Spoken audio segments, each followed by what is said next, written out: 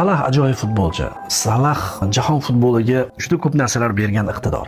Lekin futbolchi ming yulduz bo'lsin yoki qanaqa bo'lishidan qat'iy nazar hayotda adekvat bo'lish kerak. Ya'ni o'zining davrini, o'yin uslubini, murabbiyning holatini va har bir harakati futbolchilarga, sheriklariga qanday ta'sir qilishini his qilishi bu adekvatlik hisoblanadi. Muhammad Salahda shu narsa yo'q.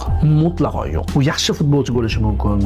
O'tmishi ham oladigan bo'lsak, oltin to'p uchun kurashgan futbolchi bo'lishi mumkin. Lekin inson sifatida ham men uni yomon demayman. Ammo mana shu futbolda kuzatib o'tirgan paytda uning yozayotgan narsasi yoki futbolga bo'lgan munosabati men uchun juda g'alati tuyulyapti. Borimni bermoqchi edim. O'zi uyida, bu uyida zaxiradan kuzatish og'ir. Zaxiradan kuzatadi agar futbolchi bir uslubga yaroqsiz bo'lsa. Salahni yaxshi ko'rasiz. Salahni o'yinlarda o'sgan avlod ham bor. Biz ham ancha-muncha futbol hayotimizni unga bog'laymiz. Lekin qiyin paytlarda odam o'zini tutishni ham bilish kerak ekan. Salah hozir juda noadekvat tutyapti o'zini va bu ham hozirda Arne Slot jamoasiga muammo. Ertaga endi u qanday munosabat bildiradi? O'zi jamoa PSG bilan kechgan uchrashuvda yutqazib bo'ldi. Endi esa Muhammad Salahning mana bu ta'siri bo'lyapti. Ba'zan futbolda bo'ladi-yu, qiyinroq holatga tushib qolsangiz, o'tib ketganingiz Raulga o'xshab turib o'tib ketganingiz ma'qulroq. Nariyoqda boshqa futbolchi imkoniyat hosil qiladi, siz bu futbolchini olib ketasiz va natijada gol bo'lishi mumkin. Salah to'pdan o'tib ketadigan payti bor-da,